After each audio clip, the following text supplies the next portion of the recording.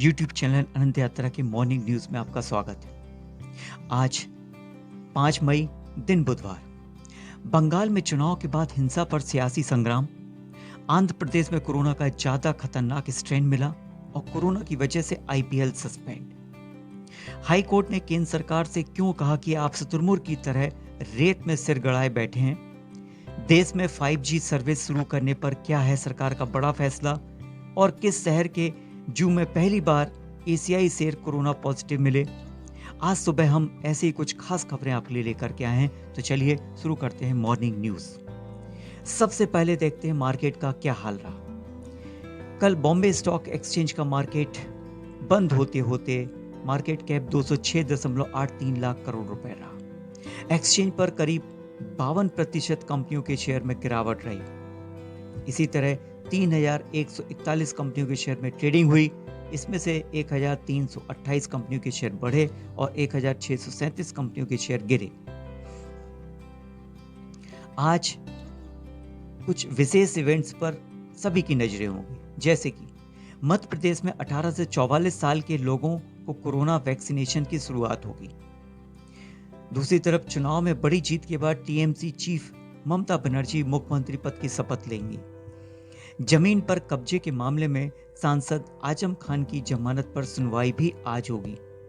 मराठा आरक्षण की संवैधानिक वैधता को चुनौती देने वाली याचिकाओं पर फैसला आने की उम्मीद है। बंगाल के 6 जिलों में राजनीतिक हिंसा जारी है, जिसमें 11 लोगों की मौत हो चुकी है। पश्चिम बंगाल में 2 मई को चुनाव परिणाम आने के बाद से बीजेपी और टीएमसी कार्यकर्ताओं के बीच हिंसक झड़पें हो रही हैं। अब तक 6 जिलों से हिंसा की खबरें आई हैं। 2 दिन में करीब 11 लोगों के मारे जाने की खबर है। प्रधानमंत्री नरेंद्र मोदी ने राज्यपाल जगदीश धनखड़ को फोन कर इन घटनाओं पर चिंता जाहिर की। इस मसले पर बीजेपी प्रवक्ता गौरव भाटिया ने सुप्रीम कोर्ट में याचिका दायर की है। इस बीच बीजेपी के राष्ट्रीय अध्यक्ष जेपी नड्डा मंगलवार को कोलकाता पहुंचे।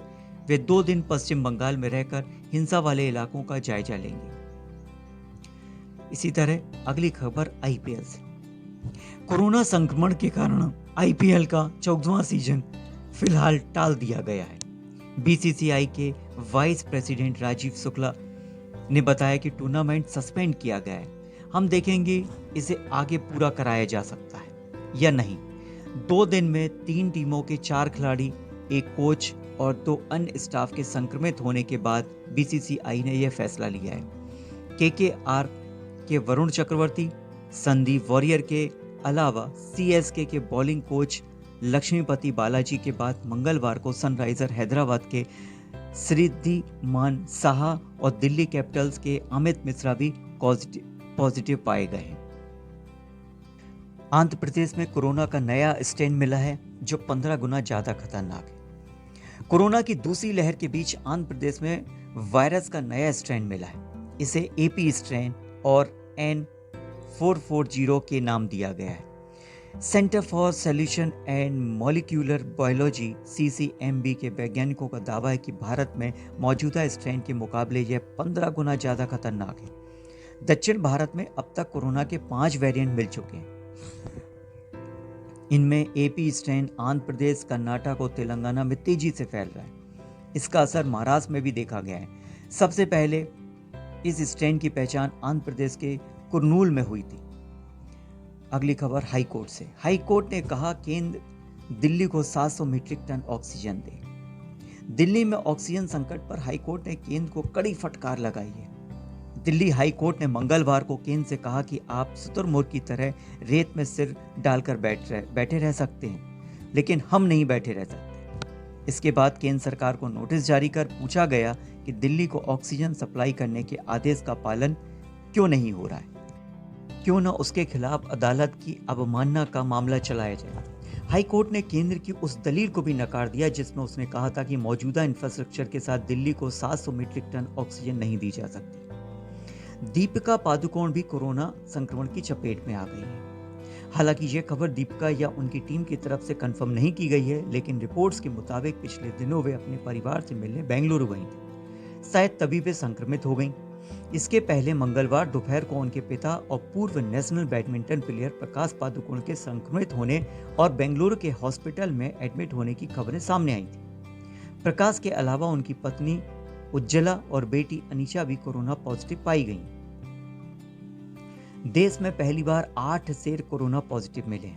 जी हां, देश में पहली बार शेरों के कोरोना पॉजिटिव होने का मामला सामने आया है। हैदराबाद के नेशनल जूलॉजिकल पार्क एनजेडपी के 8 एशियाई शेरों में संक्रमण मिला है। मीडिया रिपोर्ट के मुताबिक 29 अप्रैल को ही जू प्रबंधन को ये बात बताई गई। जू में काम करने वाले कर्मचारियों ने 24 अप्रैल को शेरों में कोरोना के लक्षण नोटिस किए थे।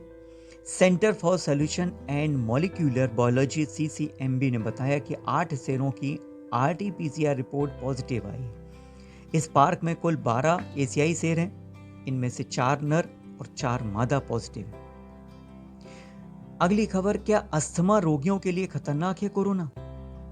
कोरोना वायरस की दूसरी लहर में इन्फेक्शन और मौतों के आंकड़े अपने ही पिछले रिकॉर्ड तोड़ते जा रहे हैं। कोरोना इन्फेक्शन एक सांस से जुड़ी बीमारी है और भारत में हर 100 में से 4 वयस्क अस्थमा से पीड़ित हैं। पर्यावरण प्रदूषण की वजह से इनकी संख्या तेजी से बढ़ती जा रही है। ऐसे में सवाल यह उठता है कि कोरोना से हो रही मौतों के पीछे अस्थमा भी बड़ा कारण है। विश्व अस्थमा दिवस 5 मई पर हमने यही जानने की कोशिश की कि कोविड-19 इन्फेक्शन और अस्थमा का क्या संबंध है। तो ये पाया गया कि वास्तव में अस्थमा पीड़ितों के लिए कोरोना काफी खतरनाक साबित हो रहा है। देश में 5G ट्रायल के लिए 13 आवेदन मंजूर हुए। केंद्र सरकार ने देश में 5G ट्रायल के लिए 13 आवेदनों को मंजूरी दे दी। एक रिपोर्ट के मुताबिक इससे हुवावे और ZTE जैसी चाइनीज कंपनियों को दूर रखा गया। टेलीकॉम विभाग को 5G के ट्रायल के लिए कुल 16 आवेदन मिले थे। सरकारी टेलीकॉम कंपनी BSNL ने ट्रायल के लिए centre for development of telemetrics C.DOT के साथ साझेदारी की है। भारतीय एयरटेल, वोडाफोन, आइडिया और रिलायंस जियो ने एरिक्सन और नोकिया के वेंडर्स के साथ साझेदारी की है। इन कंपनियों को 700 मेगाहर्ट्ज बैंड की एयरवेज दी जाएगी। अगली खबर, माइक्रोसॉफ्ट और याहू। माइक्रोसॉफ्ट ने याहू को खरीदने का ऑफर दिया है। जी हां, कभी दुनिया का नंबर 1 सर्च इंजन बनाने वाली कंपनी याहू इंक को खरीदने में माइक्रोसॉफ्ट को अपने दिलचस्पी दिखाई है। इसके लिए $44.6 बिलियन, करीब 3.3 लाख करोड़ रुपए का ऑफर दिया गया है। याहू का बोर्ड इस ऑफर पर विचार कर रहा है। माइक्रोसॉफ्ट 2008 से इस कंपनी को खरीदने के लिए लगातार कोशिश कर रही है। माइक्रोसॉफ्ट ने याहू बोर्ड को लिखे लेटर में प्रति शेयर $31 नगद और स्टॉक की पेशकश की है। इस डील की दम पर दोनों कंपनियां गूगल के लिए चुनौतियां खड़ी कर सकती हैं। भारत और ब्रिटेन 2030 तक व्यापार दुगना करने का समझौता कर रहे हैं। भारत और ब्रिटेन 9 साल में ट्रेड दुगना करने पर सहमत हो गए। बुधवार को दोनों देशों के प्रधानमंत्रियों के बीच वर्चुअल समिट में इस पर सहमति बनी।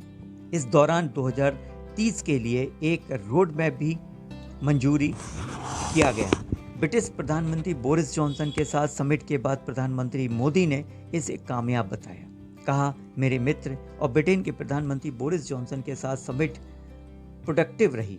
हमने 2030 तक के लिए एक महत्वाकांक्षी रोड मैप को मंजूरी दे दी है। इससे दोनों देशों के बीच रणनीतिक साझेदारी बहुत मजबूत हो जाएगी। अगली खबर, बंगाल से। ममता को ताड़का कहा, कंगना का ट्वीट अकाउंट सस्पेंड हो गया। जी हां, बंगाल की पुनः मुख्यमंत्री बनने वाली ममता बनर्जी को कंगना रनौत ने ताड़का कह दिया है। ट्विटर ने एक्ट्रेस कंगना रनौत का अकाउंट सस्पेंड कर दिया। ट्विटर का कहना है कि कंगना ने नियम तोड़े। एक्ट्रेस ने मंगलवार को पश्चिम बंगाल में हो रही हिंसा को लेकर नाराजगी जाहिर की थी। साथ ही केंद्र सरकार से बंगाल में राष्ट्रपति शासन की मांग की थी। उन्होंने बीजेपी की महिला नेता की फोटो शेयर कर यह दावा भी किया था कि टीएमसी के लोगों ने उसका गैंगरेप किया। कंगना ने एक ट्वीट में ममता बनर्जी की तुलना ताड़का से करते हुए लिखा था कि वह तो खून की प्यासी राक्षसी ताड़का है, जिन्होंने उसे वोट दिया, तुम्हारे हाथ भी खून, उनके हाथ भी खून से रंगे हुए। शादी के 27 साल बाद आखिर किसने ले लिया तलाक? जी हां, माइक्रोसॉफ्ट के फाउंडर बिल गेट्स और उनकी पत्नी मिलिंडा गेट्स ने शादी के 27 साल बाद तलाक की घोषणा की।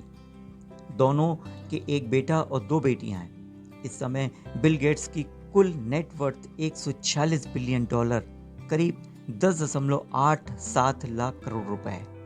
बिल गेट्स और मिलिंडा पहली बार 1987 में मिले थे। दोनों ने 1994 में शादी कर ली थी।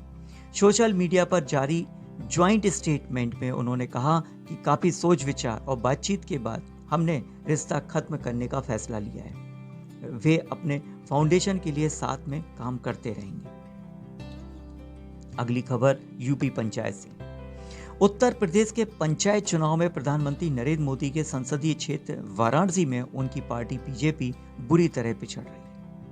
यहां जिला पंचायत सदस्यों की 40 सीटों में से 39 पर चुनाव हुए। एक सीट पर एक प्रत्याशी की मौत के चलते चुनाव स्थगित किया गया। अब तक 26 सीटों के परिणाम आ चुके हैं। भाजपा महज 7 सीटें जीत सकी, वहीं 14 सीटों पर समाजवादी पार्टी ने कब्जा जमाया। कमोवेश ऐसा ही हाल अयोध्या का है। मथुरा में मायावती की पार्टी बसपा ने भाजपा को पछाड़ दिया है। विदेशी ब्रोकरेज हाउसेस ने भारत की ग्रोथ रेट घटा दी। आखिर क्यों? लगातार बढ़ रहे कोरोना के मामले और लॉकडाउन की वजह से देश की विकास दर को लेकर विदेशी ब्रोकरेज हाउसेस ने अपने अनुमान घटा दिए।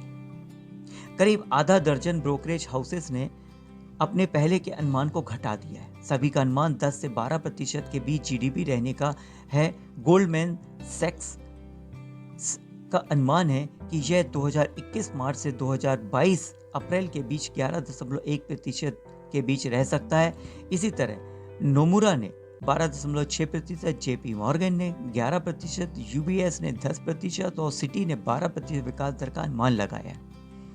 आज की एक बड़ी और पॉजिटिव खबर, चंडीगढ़ में 1966 में जन्मे आजाद जैन उर्फ पीपल बाबा 40 साल से ज्यादा समय से पेड़ लगाने की मुहिम चला रहे हैं। वे अब तक देश के अलग अलग हिस्सों में 2 करोड़ से ज्यादा पेड़ लगा चुके हैं। इनमें 1.25 करोड़ से ज्यादा के पेड़ केवल पीपल के, क्योंकि इसे ऑक्सीजन का स्रोत माना जाता है। वे कहते हैं कि बचपन में मेरी नानी ने एक दिन कहा कि कोई ऐसा काम करो जिसका असर 1000 साल तक बना रहे। इस बात ने मेरे मन में गहरा असर किया। इसके बाद मैंने पेड़ लगाने को ही अपना जीवन बना लिया।